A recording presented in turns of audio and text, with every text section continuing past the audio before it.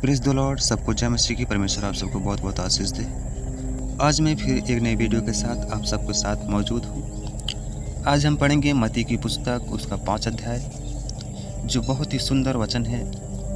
आप इस वचन को सुनिए और समझिए कि परमेश्वर क्या कहता है। प्रभु यीशु मसीह जब सेवा कार्य आरंभ किया था तब का ये वचन है। अगर ये मेरा वीडियो आप सबको अच्छा लगता है तो प्लीज़ मेरे वीडियो को लाइक कीजिए, सब्सक्राइब कीजिए और ज़्यादा से ज़्यादा शेयर कीजिए। तो चलते हैं, हम इस वचन को पढ़ते हैं और समझते हैं। परमेश्वर इस वचन के पढ़े जाने सुने जाने से लोगों के जीवन में आशीष आने पाए। आज का हमारा टाइटल है यीशु का पहाड़ी उपदेश। वह इस भीड़ को देखकर पहाड़ पर चढ़ गया और जब बैठ गया तो उसके चेले उसके पास आए और वह अपना मुंह खोलकर उन्हें उपदेश देने लगा।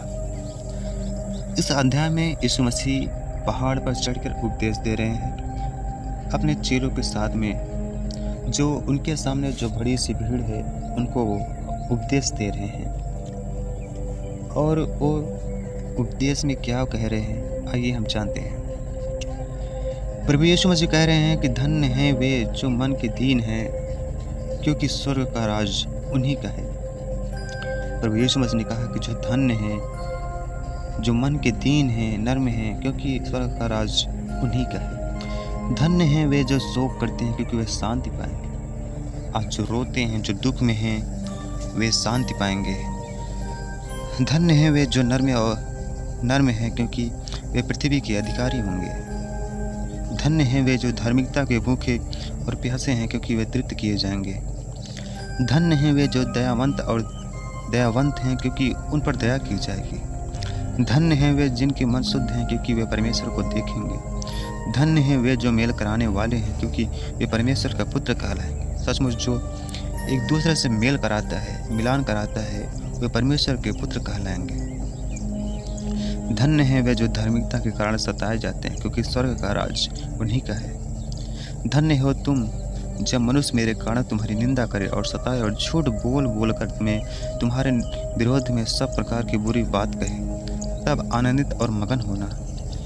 प्रभु यीशु मसीह बोलते हैं कि धन्य हो तुम जब तुम्हारी निंदा करे कोई, या तुम्हें सताए या झूठ बोल कर तुम्हारे विरोध में सारी बुरी बातें बोले, तब तुम खुश होना, मगन होना और आनंदित होना, क्योंकि तुम्हारे लिए स्वर्ग में बड़ा प्रतिफल है। इसलिए कि उन्होंने उन भविष्यवक्ताओं को जो तुमसे पहले थे इसी रीति से सताया था। आगे परमेश्वर कहता है, नमक और ज्योति। तुम पृथ्वी के नमक हो, परंतु यदि नमक का स्वाद बिगड़ जाए तो वह फिर किस वस्तु से नमकीन किया जाएगा। प्रभु यीशु मसीह ने हमको नमक का नाम दिया है। जी हाँ, हम एक नमक के समान हैं। अगर हमारे अंदर बुराइयां आ जाएं, गालियां, गलौज, व्यभिचार, पाप, ईर्ष्या, जलन, घमंड आ जाए तो हमारा स्वाद बिगड़ जाता है। ऐसे ही परमेश्वर ने नमक का उदाहरण देकर सत्य कह दिया है। फिर वह किसी काम का नहीं, केवल इसके कि बाहर फेंका जाए और मनुष्यों को पैरों तले रौंदा जाए। ये जो परमेश्वर ने डायरेक्ट मनुष्यों को नहीं परंतु उदाहरण के तौर पर कहा है कि अगर तुम में बुराइयां हो जाएं और घमंड, ईर्ष्या, जलन आ जाए तो तुम किसी भी काम के नहीं हो जाए। तुम मनुष्यों के पैरों के तले रौंदे जाओगे और तुम्हें लोग अपने पांव तले रौंदता चले जाएंगे। तुम जगत की ज्योति हो।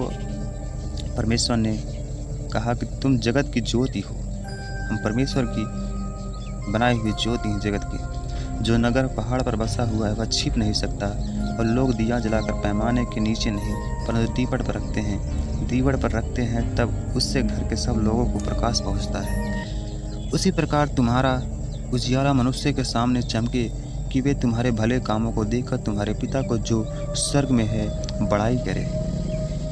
सच में परमेश्वर ने इस पहाड़ी उपदेश में बहुत ही अच्छी बातें कही है।